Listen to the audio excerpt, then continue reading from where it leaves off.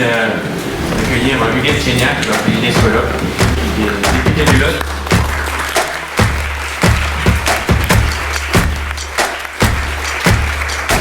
Député du Lot et président du groupe d'études de l'Assemblée nationale sur l'économie verte et l'économie circulaire, qui a l'honneur de présider et d'ouvrir ce colloque. Bonjour Huguette Thiénia. Bonjour. Vous êtes députée du Lot et vous êtes présidente du groupe d'études économie verte et économie circulaire de l'Assemblée nationale. Vous participez au colloque organisé par Hashtag le plus important sur le thème « Faire de l'économie circulaire un catalyseur d'inclusion dans tous les territoires ». Vous êtes députée du Lot.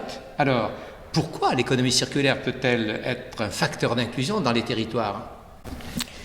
Effectivement, je suis présidente du groupe d'études d'économie circulaire et je préside ces colloques, qui est une initiative très importante.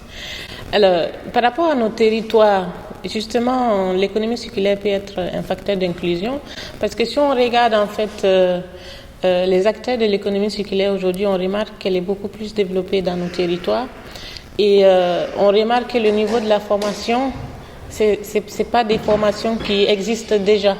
Donc, c'est une organisation à l'échelle des collectivités territoriales qui permet d'embaucher des personnes qui ont besoin qui ont besoin de ressources.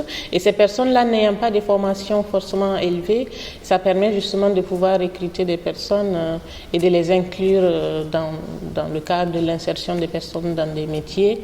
Mais ça permet aussi de verdir. C'est que, je dirais verdir, parce que la collecte des déchets et la transformation potentielle par les collectivités, elle est beaucoup plus développée dans nos territoires ruraux que dans les métropoles, où on sait qu'à cause des grands bâtiments, des HLM et tout ça, c'est pas les mêmes priorités. Donc, elle peut vraiment aider à ce qu'il y ait cette inclusion-là dans nos territoires ruraux. Alors, une de vos priorités, c'est donc la formation ? Alors, je dis la formation, pourquoi ? Parce que les collectivités, ils font la gestion des déchets, mais ce n'est pas eux qui les produisent. Donc aujourd'hui, pour que le tri soit bien fait, il faut un minimum de formation. Et ça peut se faire en partenariat avec ceux qui produisent, par exemple, les déchets. En gros, je parle des déchets alimentaires, les bouteilles d'eau, les plastiques, tout confondu. Je veux dire qu'il y a besoin de formation pour mieux recycler, pour mieux valoriser nos déchets. Et ces types de formations-là peuvent se faire au niveau local aussi. Maintenant, on sait que de façon générale, tout ce qui concerne la transition écologique, on a besoin de formation.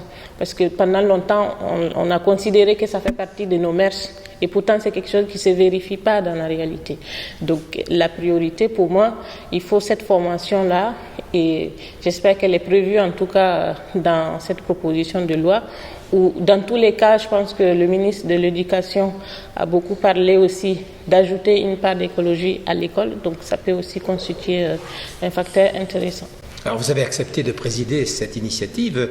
Que pensez-vous de cette initiative d'Hashtag le plus important ? Comme son nom le dit, je pense que c'est une initiative très importante et qui concerne justement, d'un côté, l'écologie, parce que l'économie circulaire, ça fait partie du cycle de vie de nos produits que nous fabriquons et que nous consommons. Et d'un côté, on parle d'inclusion. D'inclusion, ça veut dire que c'est source de nouveaux métiers qui peuvent être mis en place dans nos territoires. C'est vrai qu'aujourd'hui, quand on parle d'économie circulaire, on voit ce que les ménages consomment, parce que c'est la face visible de la chose. Et pourtant, dans l'industrie, tout matériau, y compris, est recyclé et réutilisé en fait. On voit que ce qui dérange, et ce qui dérange aujourd'hui, c'est vraiment le plastique qui se retrouve dans nos océans, ça se retrouve dans les animaux marins et dans les animaux terrestres aussi.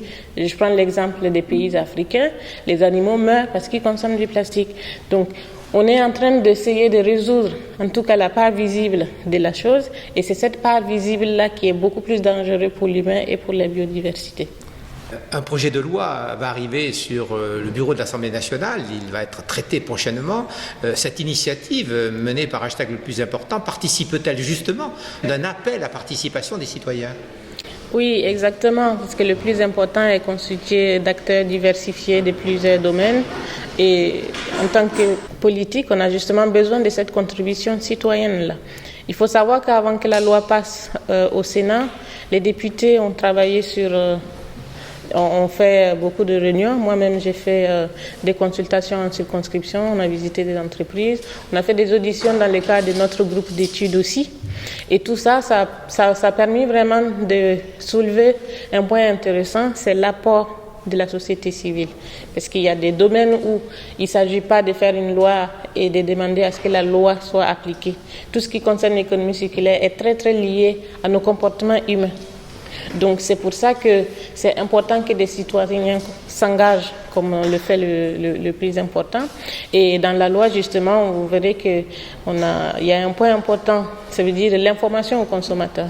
Si le consommateur n'a pas l'information qu'il faut, on ne peut pas vraiment dire qu'on fait un bon tri. Parce que tous les ans, avec les normes européennes et qui entrent aussi en vigueur, on voit que les industriels essaient de changer à chaque fois des qualités de plastique, mais le consommateur n'est pas au courant de cette information-là. Donc il y a toujours des personnes qui n'arrivent pas à recycler parce qu'ils ne savent pas. Donc notre rôle en tant que parlementaire, c'est de veiller aussi à ce que tous les éléments parallèles, que ce soit les mégots de cigarettes, les chewing-gums, tous les éléments que l'être humain a tendance à jeter une fois qu'il l'a utilisé, il faut vraiment sensibiliser à travers l'information et pour ça on a besoin vraiment de compter sur la société civile. Et puis vous le savez, les politiques ils parlent toujours mais les citoyens ont du mal à nous croire, donc on a besoin de la société civile pour y arriver. Merci beaucoup. Merci à vous aussi.